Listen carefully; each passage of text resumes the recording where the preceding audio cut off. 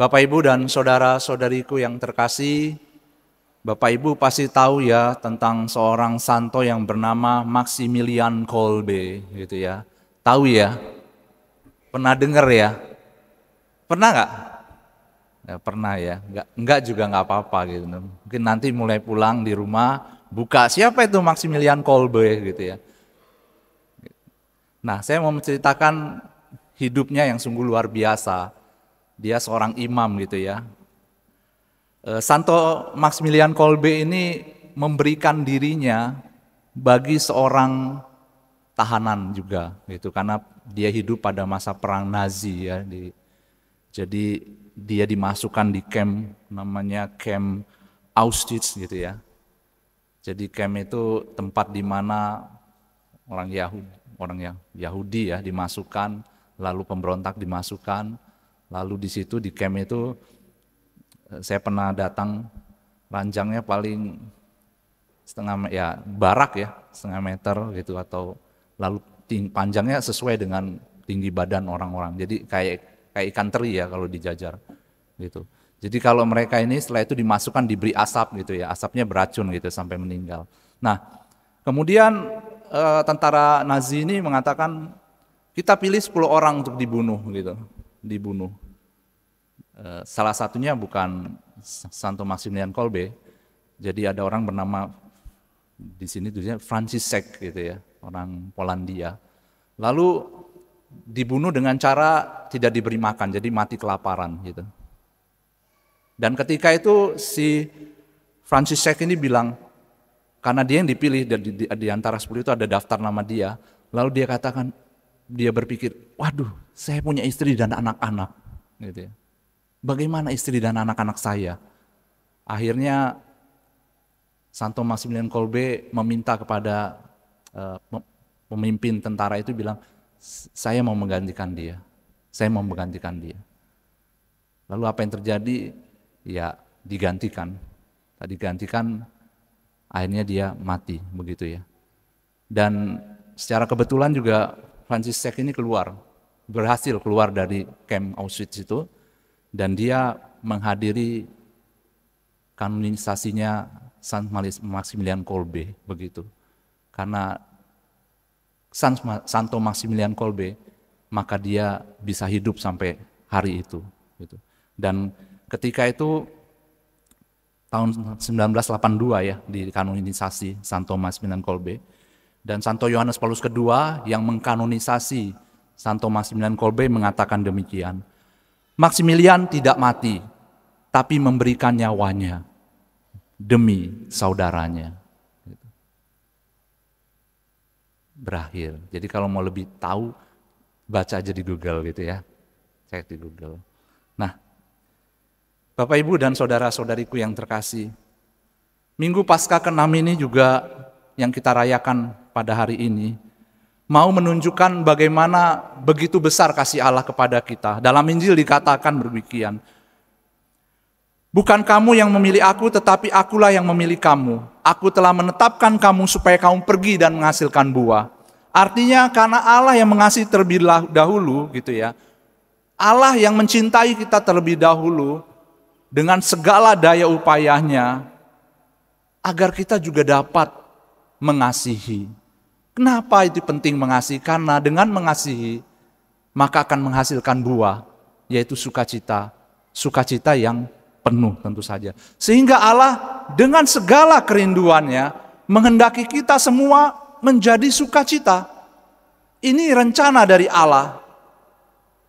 Mau menginginkan kita menjadi bahagia. Gitu. Oleh karena itu dikatakan ya, semuanya itu kukatakan kepadamu, supaya sukacitaku ada di dalam kamu dan sukacitamu menjadi penuh. Sukacita dari Allah ini tidak bisa diambil oleh apapun, baik oleh penderitaan, baik oleh sakit kita, baik oleh kesulitan, tidak bisa mengambilnya. Karena dia bukan berasal dari dunia, sukacita ini. Sedangkan sukacita yang dari dunia itu bersifat sementara. Saya sudah banyak sekali berulang kali berbicara ini sukacita ini. Contohnya kalau kita misalnya ya senang kita mendapat sesuatu hal atau senang kita menginginkan sesuatu dan akhirnya barang misalnya, lalu dapat barang itu akan bertahan paling sebulan, 2 bulan, 3 bulan. Gitu. Apalagi teknologi dengan canggih ya. Kita lihat aja ya konsumerisme, bagaimana teknologi membuat kita itu menarik diri kita untuk membeli terus. Keluar ini, seri ini misalnya ya, saya nggak usah nyebut mereknya ya. Seri ini, ya 1 tahun lagi keluar lagi gitu ya. Dan kita berusaha untuk membeli-belinya. Karena apa? Karena kita tahu kita tidak puas. Tetapi sukacita dari Tuhan, ini kekal gitu. Ini kekal. Sehingga kita melihat 2 minggu ke belakang, Injil memberikan perumpamaan tentang pertama gembala yang baik dan yang kedua dia adalah pokok anggur. Itu mau menyatakan relasi. Relasi apa? Tentu saja relasi kasih. Karena dengan relasi kasih membawa kita menuju pada sukacita. Tanpa relasi maka tidak ada apa-apa begitu. Nah, dalam bacaan Injil kita dengarkan hari ini Bapak Ibu dan saudara-saudariku yang terkasih, bagaimana Yesus mengutarakan isi hatinya sebelum dia meninggalkan para rasulnya untuk naik ke surga gitu ya. Dalam amanat perpisahannya dikatakan di sini, Yesus berkata kepada para murid-muridnya, seperti Bapa telah mengasihi aku, demikianlah juga aku telah mengasihi kamu. Ya, tinggallah di dalam kasihku itu. Jikalau kamu menuruti perintahku dan tinggal di dalam kasihku, maka kamu akan berbuah. Berbuahnya ya sukacita. Oleh karena itu kita dipanggil semua untuk menghidupi kasih ini. Tanpa kasih maka kita tidak bisa bersukacita. Ini yang Yesus katakan. Kemudian Yesus memberi perintah, saling mengasihilah kamu satu sama lain. Kenapa? Ya seperti aku telah mengasihi kamu. Lalu permenungan bagi kita hari ini adalah bagaimana agar kita bertumbuh dalam kasih.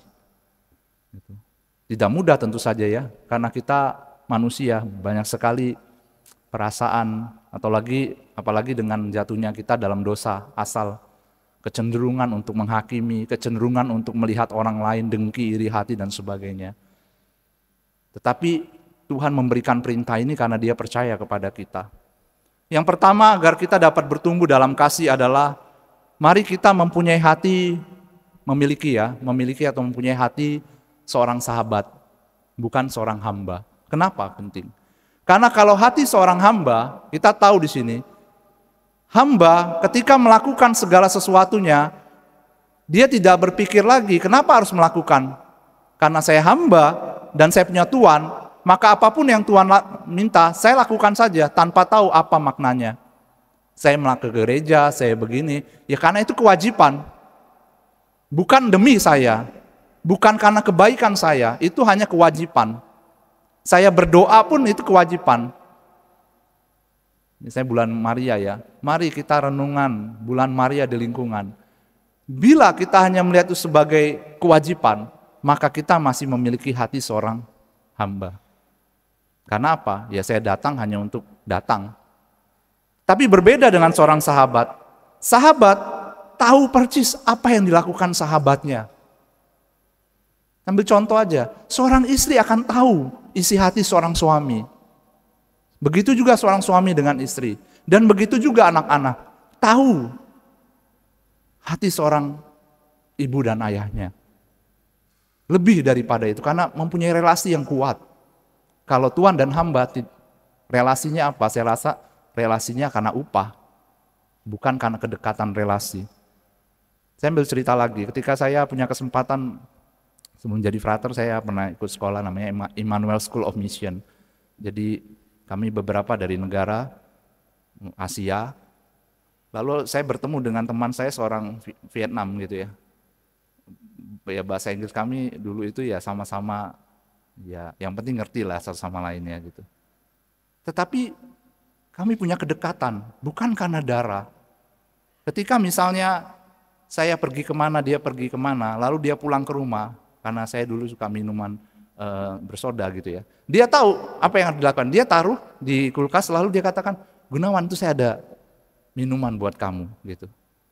Jadi relasi ini membawa kita menuju pada satu kekuatan untuk mengasihi. Sama Tuhan mengatakan, tidak ada kasih lebih besar daripada kasih seseorang yang memberikan nyawanya demi sahabat-sahabatnya. Karena hanya hati seorang sahabatlah yang dapat memberikan diri sepenuhnya, secara total.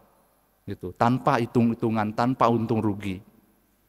Karena relasi kasih ini di luar dari semuanya, bukan hanya diukur dari materi. Gitu.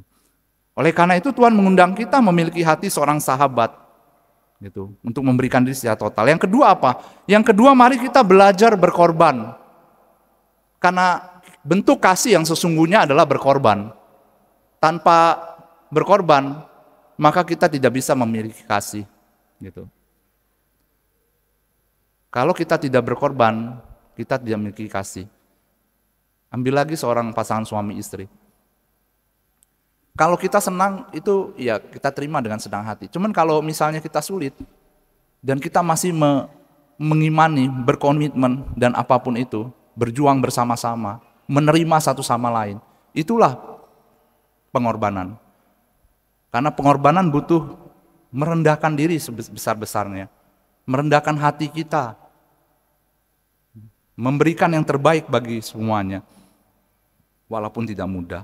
Oleh karena itu, ini yang dilakukan Tuhan Yesus. Bapa mengutus putranya karena dia mengasihi kita. Putra mengasihi manusia dengan cara memberikan dirinya di kayu salib. Oleh karena itulah kasih ini bentuk pengorbanan. Dan kita mulai belajar berkorban dari hal yang kecil. Di antara keluarga kita, apa yang dapat kita berikan. Oke, misalnya untuk anak-anak ya, papa mama sudah bekerja keras. Oke lah, saya sehari-hari akan membantu pekerjaan harian. Nggak usah setiap hari, mungkin malam hari mencuci piring, ya, menyapu dan sebagainya. Dan ayah ibu seperti itu. Oleh karena itu Bapak Ibu dan saudara-saudariku yang terkasih, mari kita bertumbuh dalam kasih Tuhan ini. Supaya apa? Supaya kita sungguh-sungguh bisa menjadi ya murid-muridnya. Dan kita memperoleh sukacita yang penuh, sukacita yang tidak akan pernah hilang. Gitu. Sehingga akhirnya kita boleh saling mengasihi satu sama lain. Di mana kasih itu lahir dari Allah dan mengenal Allah. Dan kita mohon Roh Kudus supaya membimbing kita agar kita diberikan rahmat yang berlimpah. Mari kita hening sejenak di hadapan Tuhan.